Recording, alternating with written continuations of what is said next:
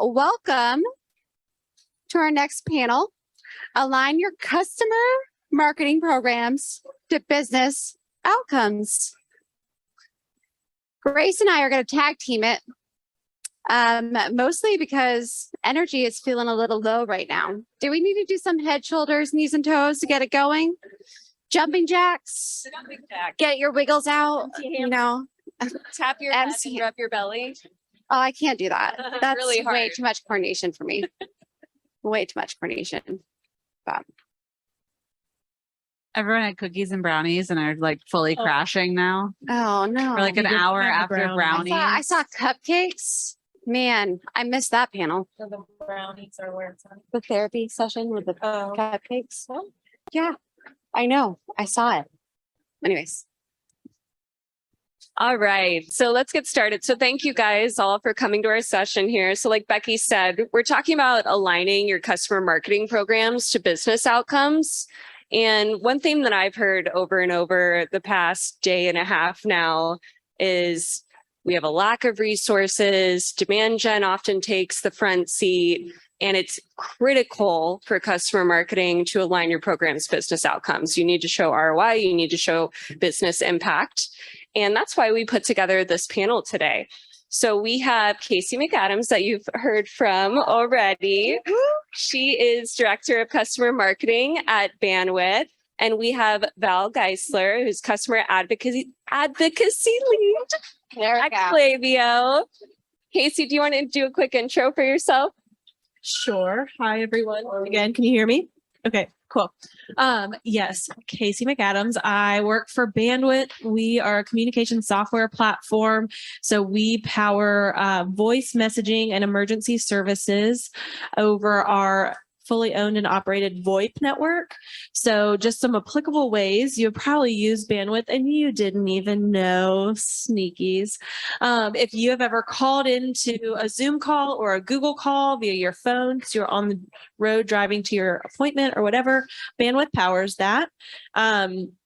If you have ever been out shopping, maybe you got your lunch and you subscribe for a 5 stars or a Square membership, and they texted you, hey, thanks, you earned a point or a Square or a star.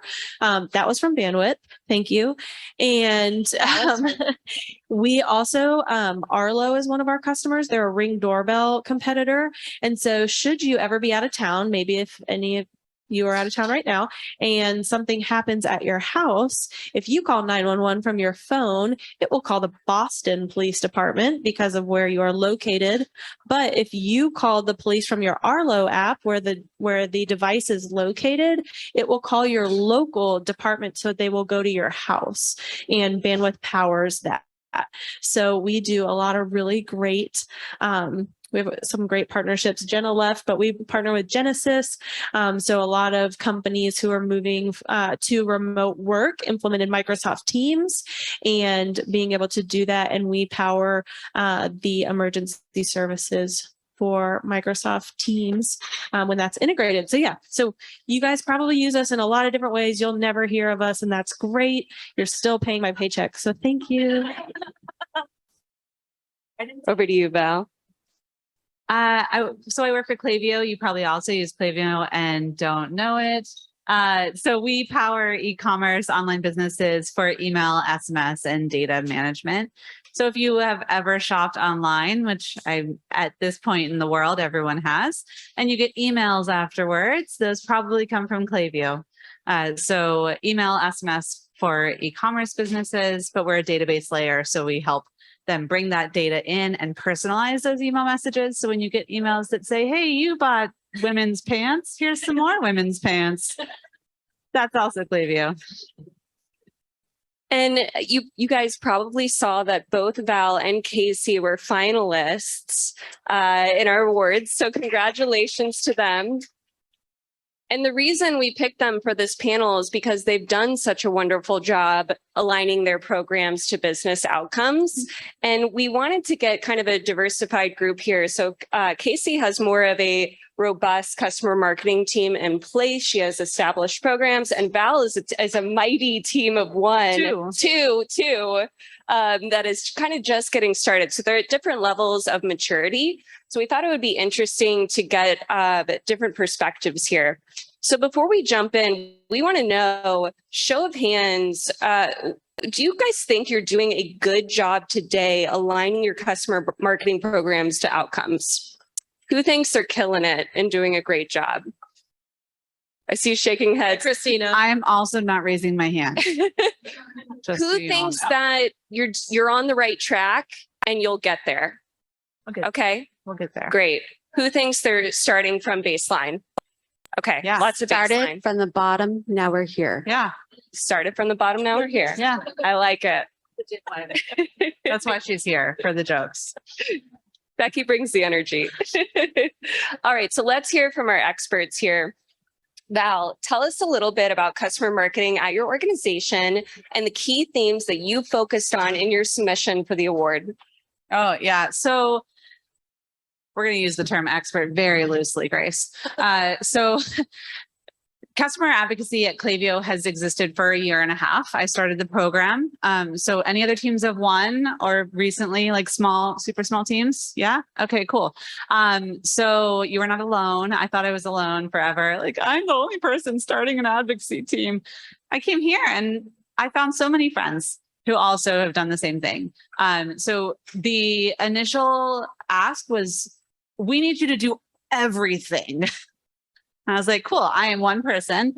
So I started with a content library, and that became a huge driver for the business of, I became an archaeologist around the company. So many people in our company talk to customers all the time. So I went around and found all the places, the Google Drives and the desktops and the Zoom recordings and all of those places. And I gave them a centralized location. It can be as simple as literally another Google Drive. Please transfer your docs. Do you teach them how to use the Move To feature in Google Drive? It can literally be that simple, but we actually use some research software, which is built for research teams. That's a whole other story, but creating a repository where those things can be tagged, organized, even if it's as broad as like, this is a general industry customers are in, or a group, a size of customers, it changed the game for locating customer information and testimonials, quotes, things like that. Getting access to customers is really hard sometimes. And everyone needs everything yesterday. So if you need something yesterday, you can go into the library and find it, or I can help you find it because I dug it all up and put it there. So I know where everything is. That was huge. And we've since grown and took on more responsibility, took on I had 3 other people at one point on my team. I now have, I'd like to say I don't have a team, I have a Tim. Tim is on my team. He does everything. So now like we've kind of grown and then shrunk. And that's fine. Things are going to fluctuate like that, but we are able to do more now because of that centralized library. And we've empowered at least the marketing team. And then that's trickled into sales and CS as well. But yeah, just centralizing things was like the key #1 component. And it honestly wasn't really driving business out. Like I couldn't take that library and say like, look, we made a bunch of revenue because of that library, but it changed the way other people worked.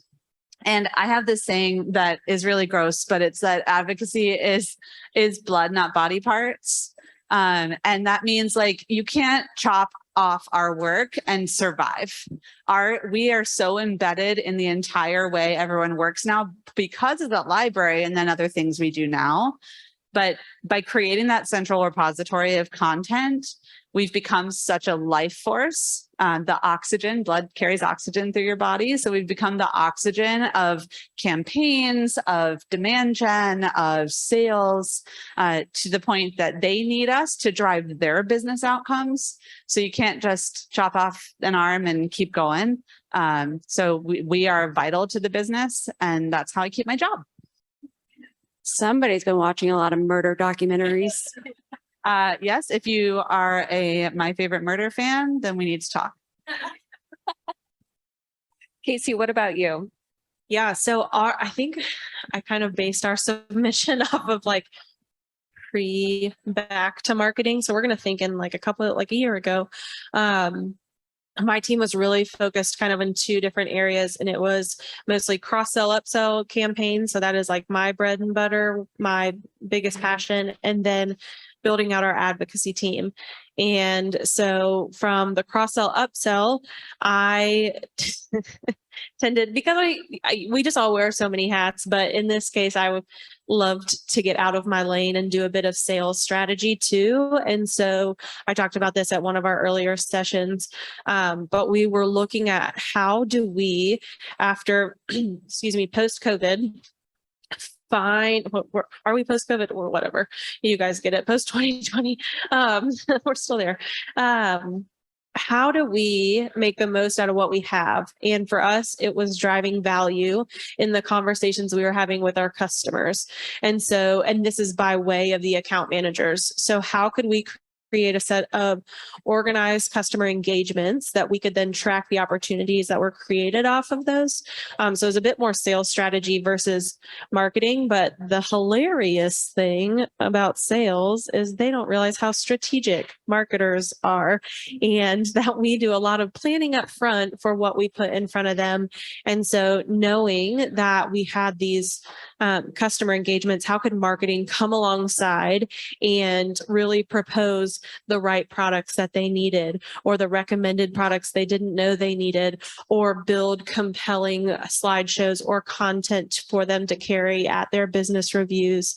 And so we were alongside of them. It was a bit of a mind game for them that they didn't know they were playing. But to come alongside them and really help aid in the strategy. And then in building out our advocacy program, the girl who was running it at the time, she's actually at Clavio now, so it's super fun. But she's phenomenal. She's building out our customer advisory board. She's building out our listening posts and our voice of customer program, as well as our advocacy program. So did I overwork her? Yes, I did. And she thankfully was able to bring on Lainey, who took on our customer advocacy arm of that, but really focusing on building out our advocacy program. I had launched it, I had built it, and they were not coming. Initially they did, but I needed somebody who was dedicated to it every single day, and I couldn't dedicate those resources to that. So we brought Lainey on, and she's been able to grow the program. Was it like 35% since you've been here? It was, yeah. So yeah, we talked about those. Yeah, girl.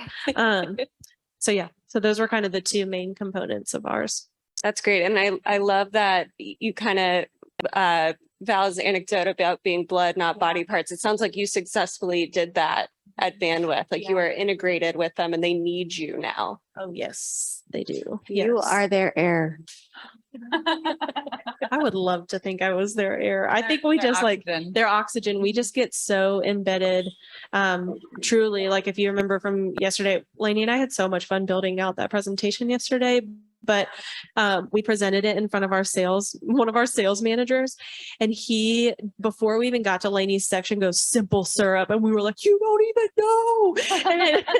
And it was so great because it was like, you are so blended that I don't know if y'all caught the quote, but it is that crucial combination to where you can't even tell where one team stops and another one starts, because you are so embedded in their goals and their success and cheering them on, that because, I mean, sales is hard.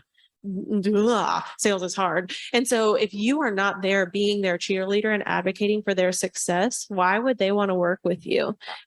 So yeah, that was kind of a segue into the next question. How do you incorporate yourself cross-functionally? How do you start getting the trust and respect from the sales team, from the CSMs, whoever it might be, even leadership, to support you? Yeah, I insert myself into a lot of meetings. Yes.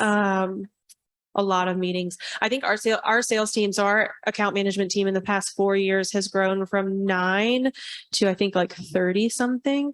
And so when they were 9, I had much closer relationships with all of them. Now that they're a team of 30 something, I have really close relationships with the sales leaders.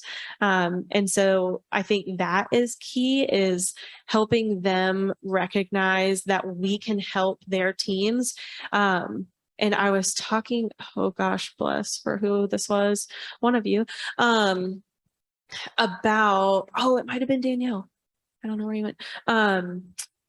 We were talking about talking with sales leaders, and they don't have to tell you this because you obviously don't want them to divulge anything that would be embarrassing. But if sales leaders have sales reps who aren't going to hit quota and they're not utilizing what you're creating for them, you have a wonderful opportunity to go in front of them and say, you don't have to tell me who is not hitting quota, but if you want to like tell me the subset of customers, I can tell you which programs I've created to help them hit quota. And you figure out a way to become indispensable to sales. And that's our job. Like when they succeed, we succeed. So that's sales. And then I think our operations team owns our onboarding instance. And when we lived on CX, that was one of our main strategic objectives, was to really help reconcile our onboarding experience and make it wonderful for our customers. And so by way of that, we were able to get involved. But yeah, I think it's just really looking at your entire customer journey. If I could like sum it up, it would be look at your entire customer journey, look at the different interactions that your customers have with your product and where you can make it better. And if that lives off of your team, then extend a hand and say, hey, how can I help? What can I do? I know we're also super spread thin, so who has the extra time to do it? But if you're having a hard time building those cross-functional relationships, it helps. Yeah, we definitely focus a lot of time on going straight to the front lines. So we talk a lot the last 2 days about like executive buy-in and team leadership, working cross-functionally, making sure they are being champions for the work that we do. But honestly, like our path to executive buy-in and sales leadership and CS leadership caring about what we do is because people on their team have said, Tim, Val have been helpful with these XYZ things, right? So we have gone straight to BDRs and AEs and CSMs and support people and had like one-on-one conversations with, it's like, great, sales leadership says you guys need this. Do you actually need it? What do you do? When we make a case study, what do you do with it? You screenshot a paragraph of it and put it in an email? Okay, so then we're not going to write these long form case studies anymore. We're going to create a quote library, and Tim's in the middle of building that right now. So it's like, what do the people actually need that are going to use the stuff you're making? And maybe you're making the wrong stuff or like the wrong version of the stuff. And then when they are hitting their targets because of the things that you're making are effective, and their managers say like, how'd you get this done? Or they want to walk me through how you approach your sales calls because you're killing it. And they mention the work that we do. That's the blood part, right? Like it's understanding what the people who use your things need. I love executives. I think VPs are amazing. They do great strategic work, but they don't always know what's happening on a day-to-day basis to close a sale or to upsell. From our CSM is working on an upsell. So you have to understand what those folks need because that's ultimately like your number one customer. Love it. I'm curious from the crowd, how many of you guys have a central repository of content for your teams to pull from? Yay. Nice. Yes. That's great. How many of you are kind of iffy working on it, building it up? Yeah. Great. Awesome. Good stuff. Yeah. All right. So I'm curious, and we mentioned you get so many requests. Everybody gets so many requests. Everybody wants a case study or a slick or some slides they can throw into a pitch deck. How do you strategize and really refine those needs and help you determine what your programs are going to look like for the next quarter and the next year? Are you talking about strategic planning? Yeah. In Are we terms of allowed to needs for do the- that? I mean, We, you know, No. I have heard a lot of people say like not to let advocacy be a bottleneck in talking to customers, but we actually have kind of taken a different approach of we want to know what all the needs are. And we are the people who connect all of marketing and a few other teams to customers, so that we can make that analysis. So we're going through that right now of like, what are the number one needs coming through our system is a Monday form that they fill out and it comes into our project management tool and we go through line by line. It's not complicated. But it helps them. We have this like, completed asks and we can go back through and say like, what are the predominant themes here? Which teams are requesting the most items from us? And how do we kind of support that more long-term? It's where the idea of the quote library came from, more like leaning more into that than long form case studies.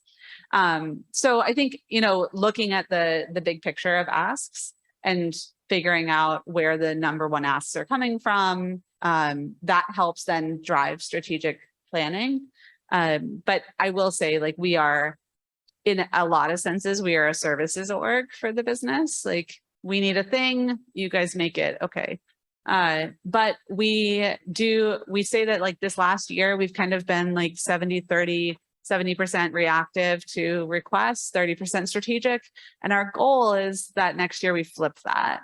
So we're doing 70% strategy, 30% reactive. And, we set lofty goals and then we'll get somewhere near that. But we'll be very happy if we get somewhere near that. But, it's a little bit like advocacy by nature is a services org, but there also is strategic planning that has to happen. And you can do that if you are tracking requests, if you're tracking activities. And software is amazing. We love software, but you can also do it very kind of hacky. And honestly, doing it hacky has helped us determine what we need in software. So we're now at a point where we're talking to vendors and figuring out what we need. And if we had done that a year ago, we wouldn't have known. We would have maybe bought the wrong software and then just tried to plug and play with what we had versus knowing what we need now because we did the Monday form and the Google Sheets. Yeah. But you're able to make like more informed decisions. Yeah. And like software is expensive. All y'all that sell software, it's expensive. Mm-hmm. I think for us, so because we just moved back to marketing, our marketing team looks very different than it did when we left. So we grew from probably like 30 people to 50 people. We have a lot more resources, which is great. It's just figuring out how to utilize those and what it looks like. Previously, when I was on marketing, I was a team of 1, and then I became a team of 2. Now we have 5, which is awesome. I'm trying to make it a team of 7 or 8. But with that, the hard thing is that when my team existed, when customer marketing existed on marketing, I had about 6 months.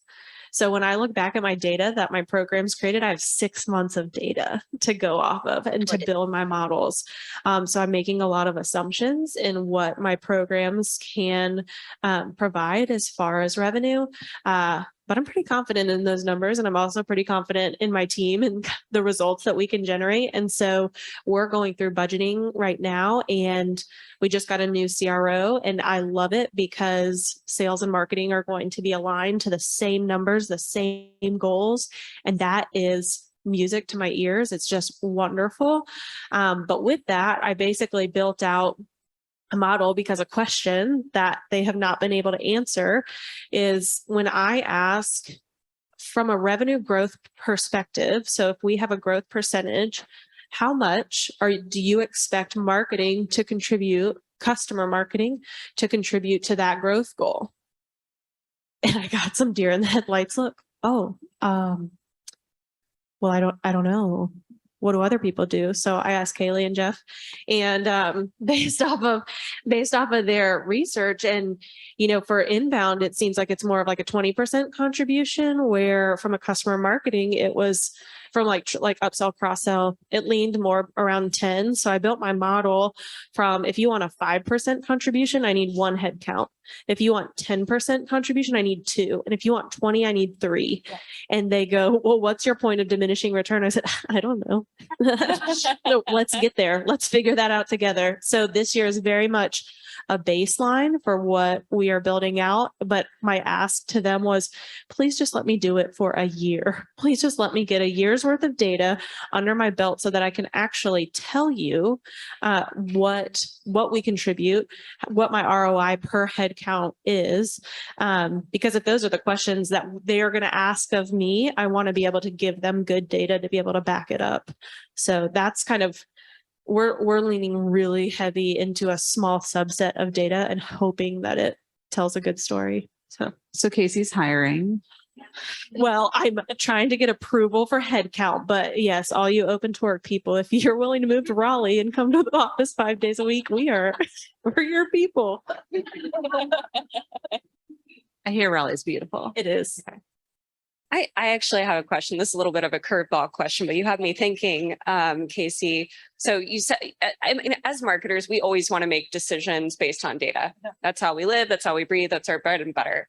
What do we do when we are trying to roll out new programs that have not been proven historically? Let's say you want to start a user community, right? Let's say you roll into product marketing, you want to start a user community, or let's say you want to start a customer advisory board, and this is baseline. How do you get buy-in from your executive team to put time and resources towards these types of initiatives? I love this question. Yeah. So our CAB took me 2 years to advocate for internally.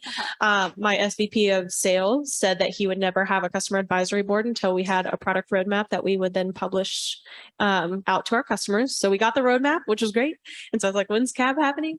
And it actually launched last October, which was really exciting. And then we have ours this October, which is great. I think when you're building out the programs, you probably approach it in different ways. Kylie said this earlier, it depends, but depending on what you're trying to accomplish. So if it's a CAB, that is going to be deeper threaded and level relationships within your customer accounts, hopefully resulting in better retention levels or growth. Who was it that said that oh gosh, there's been too many great conversations with this. I'm sorry. Somebody had their like a product launch happened during their CAB, and somebody was talking about the product and ended up selling it to like 3 more people within their CAB. It was awesome. And I was like, oh, it was Amanda Peacock. I think she left. And she was like, I didn't have a campaign for it, so I couldn't track it. But you don't ever think of, I don't think of our CAB being a revenue driver. I think it more of a retention. And then if you have a user community, I honestly wouldn't tie revenue to a user community. That is for the straight benefit of your customer. But I think if the goal is to tie revenue, that's kind of where I lean. A lot of what Brenda was saying is kind of reverse engineering it. So for ours, we have a product suite. So I may have never run a program before, but what I do know is the average deal size for selling that product. And then what I can find out is who my target customers are. So based on what they have today, and they would be great candidates for X product. That product has an average deal size of this, and then I get my calculator out and do some math. But that's typically how I back into it. So even if you've never done the program before, use the metrics and the data that you do have, and also be honest with your leadership team to say, this is a baseline. This is my best guess. I need to test it. I feel like when you use really nerdy language, people are like, oh yeah, you need to test it. Okay, cool. So we're all just really big toddlers, right? So I have 2 little kids, and I think the best business book anyone can read is a book called How to Talk So Kids Will Listen and Listen So Kids Will Talk. Seriously, it's a really great book if you're a parent, but don't just read it if you're a parent. Read it as a human being, because it changes the way you communicate in business. The goal is like, well, what matters to you, right? So when you're talking to kids, it's like, how do you get their buy-in on whatever you're at? Like, put your shoes on. Like, you need their buy-in to put their shoes on. And sometimes it's like, I just need you to do this. I need to try this thing. And so something I say all the time, both to my children and at work, is I'm willing to be wrong. Like, I might be wrong here, but I bet if you eat your dinner, you're going to feel less cranky. You know, like, can we try it? Can you have some bites and just let me know? So it's like the same thing at work though, right? Like, I'm totally willing to be wrong, but I bet that if we put together a cab of our like enterprise level customers, we would get the feedback that the product team needs in order to move forward on this one sticking point. Or I bet that if we, you know, ran this campaign like that, we need a trust radius review campaign. Well, we don't want to bother our customers too much right now. Can we just try it? Can we see like what kind of results we get from that? And let's do one. And if I'm wrong, I'm totally willing to be wrong. I'll bring the data back. I'll show you I was wrong and you were right. And here you go. But most of the time I'm not wrong. Especially if I'm going to pitch it, like I'm not going to be wrong about something I'm going to pitch. So just being like putting that out there to people it helps remove the barrier to entry of just like, okay, I'll try it. She's probably wrong. You know, like I'm going to be right here, but then you're going to be right. You're not wrong. So like I always say, let's try it. Let's try this one campaign. Let's try it for 90 days. Let's try it for 6 months. Give it a time frame, and then be willing to be wrong, report on the data, and then always find a way it could be better. So like you're going to be wrong in some capacity. You're going to say like, here's where I could have been better. Here's where we could have been more strategically aligned. Here's where I could have worked with your team better. And I want to do that for next time. So then you're getting the buy-in on continuing it. Postmortem. Postmortems are huge. I love that. I'm curious from the audience, do any of you have any additional tactics for getting buy-in at baseline for a new program or initiative? Nope. One thing that I was thinking of when you were talking, Casey said, I'm gonna take no matter the data set and try to configure the numbers, average deal size, and make an assumption off of it to fit the story I'm trying to tell. And Val said, spoken like a true marketer, let's try it and see what happens. And I'm usually right. So let's give it a shot, right? And I love that. And I respect that. For me, what comes to mind is looking at our peers in the industry and saying, it's working for them. Yeah. They're doing a great job. Like everyone has an organization they have a crush on from a marketing perspective, right? They're doing a great job. We're not going to do the same exact thing, but why don't we mirror and see if it resonates with our customers as well? Which I think is really interesting. I think there's also like everyone in this room is in a great position to go back and say, hey, we just invested in me going to this event, time, money, all of those things. And I want to see that pay off. And here are the 3 things that I want to put into action from the event that you just sent me to. And I want to see this investment see itself through, because a lot of times we get sent to events, we go to conferences, we watch webinars, we spend time or money or both. That is the companies. And we don't often see a return. So like going back to your leadership team post event and saying, hey, went to the event. I have a notebook full of ideas. I narrowed it down to here's the top 3 that I really want to put into action. Here's my game plan, timeline. Here are other companies that I heard from that are doing the exact same thing and seeing results. Like make this event work for you, because this is like the perfect time to say, I'm full of ideas and let's go after it. Yeah. And it'll justify your registration for next year. Yeah. And they're like, oh yeah, we can't not send the whole team. This is awesome. This whole team is here. Yes. It's so cool. And like, you can't not justify and can't not have your team attend. Like we need to be, I feel like I like have like my whole ideas page and I was like, this is so wonderful, but I want to see them play out. I want my leadership to be like, oh yeah, we have to put that in the budget because it was so helpful. Even if it's just for like your attitude or like coming back refreshed, renewed, because we were with our peers who get it and we weren't having to fight every day to justify what we do. If they can see the investment that you made, like help them see the dollars that go with it. I think that was brilliant. Speaking of being with our peers that get it, circle of trust here. Raise your hand if you've ever ran a program and it failed. Ran a campaign and it just flopped. And you said, that didn't work out the way I wanted it to. And those of you with your hands down, I don't believe you. Everybody, everybody has had a campaign that just flopped. I like that. Rocky. Both hands, absolutely. And we learn from our mistakes. That's what makes us better at the end of the day. So I'm curious to hear from you both. If you could provide an example or tell a story. I know Val's cringing of something that you said, let's give it a try. Not always right. And it flopped. Not always right. Here comes the hot sauce. Yeah.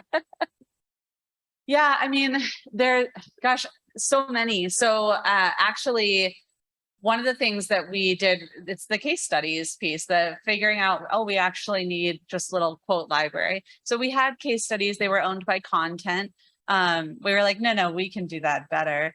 And so we took them over and we made short form, which was definitely like helpful. It was headed in the right direction, but it still wasn't what sales needed. And it wasn't until we sat down with them after we produced a dozen case studies that they were like, we don't really use them in that way. And what we need is like a quote and a testimonial. Like we need a stat.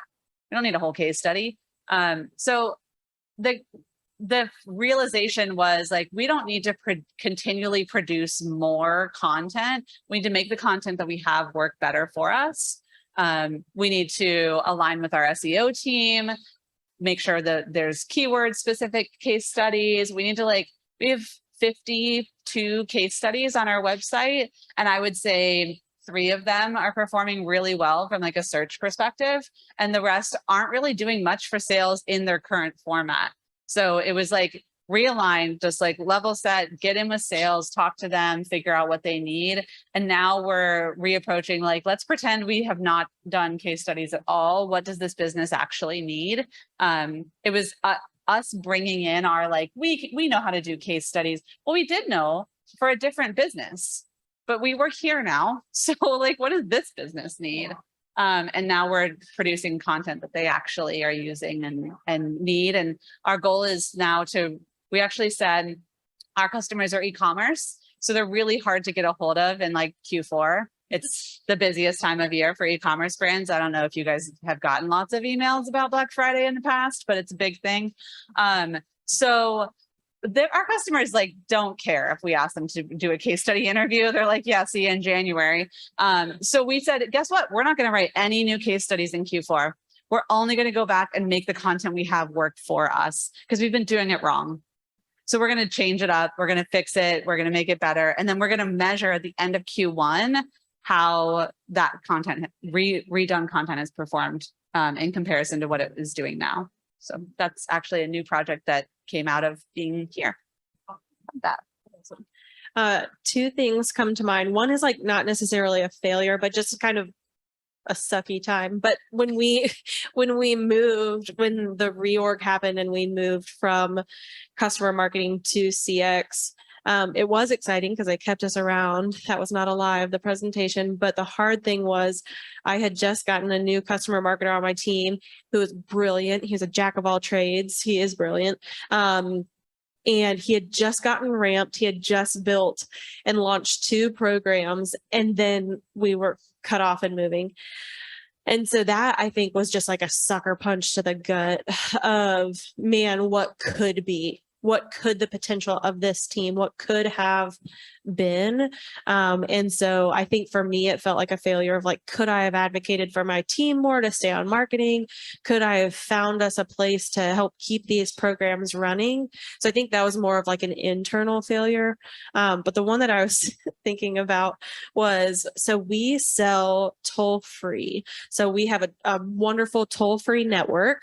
Toll free, people are like, what's toll free anymore? But we power a lot of contact centers. And so if you ever call into support, we power so many of them, but it is great because it's a high margin product for us. That is one that we do a ton of upselling on. And there's an opportunity within the toll-free space. I will not bore you with telecom speak, but There's this term called RESPORG, where you are the responsible organization. And basically it means that if bandwidth is a RESPORG for our customers, we typically have all of their toll-free business, which is cha-ching, like the best. So that was our program, was how do we upsell our existing toll-free customers so that we would have 100% share of wallet. And they told us, our sales reps, we pitched them the idea and they were like, oh, we're not very confident in selling that, or we're not confident in the pitch, or these are the pushbacks that we get. And we were like, oh, we got you. Yes. We built out a training. The training was phenomenal. Solutions marketing helped us put that on. Then we said we were going to do like mock sales calls with the sales team. So me and my counterpart, we did mock sales calls and gave them a scenario, walked through. We had a grading sheet. We thought it was wonderful at the time. We had 20 account managers. And so we did this with 10 of them. And it took so long, like the amount of time and energy that we spent that we could have been doing something else. Like there's software where they can do a fake pitch and then you can rewatch it back on your own time and not have to do it then. We could have been much smarter about it. To me, I look back and I consider that one just a failure from a timing perspective, because I feel like we lost a good bit of resources on things that we could have done a little bit better. But lesson learned, to me, I'm like, the failures. We had a saying early on in our team was like, even if a program fails for you, like, so from a customer side, that's why like we recommend being close with the inbound team, because it might fail for customers, but it might be great for your inbound team. And so have them try it. If you have field marketing for your inbound, have them try it, and vice versa. We had so many programs that ran that totally tanked on the inbound side, and customers did great with them. So you never know. So failures are definitely an opportunity to learn. Yeah, there are no failures, only learnings. I like it. Time check. Ooh. It's gonna. Should we take one? Does anyone have a question? One Do question. we want to do one question? One question. Yep, in the back. There you go.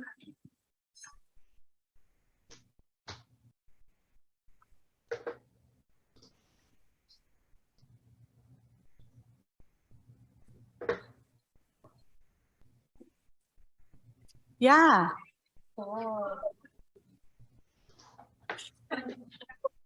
No, you do. It's a cab. It's an internal cab.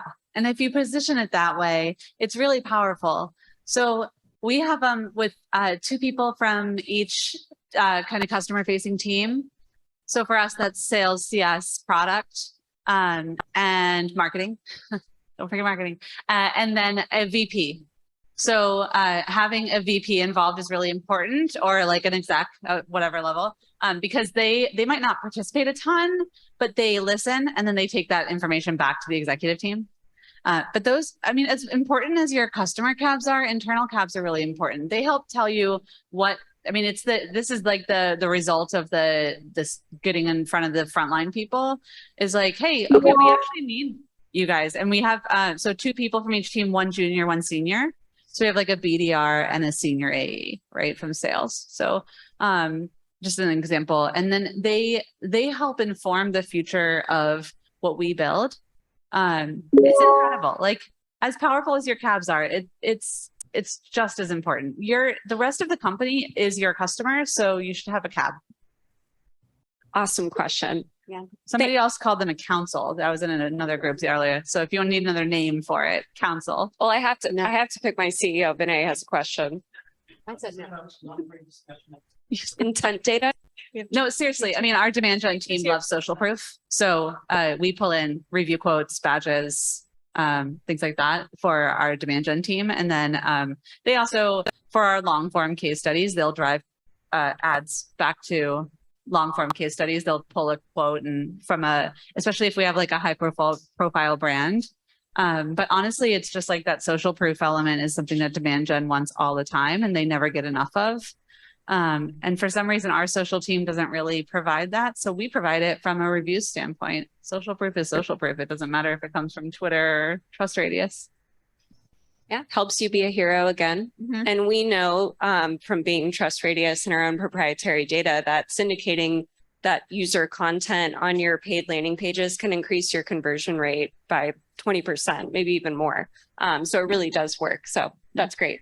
Well, thank you. Big round of applause for Val and Casey for participating and Becky. I don't even think you need to be. Really, you did great. Yeah, you did great.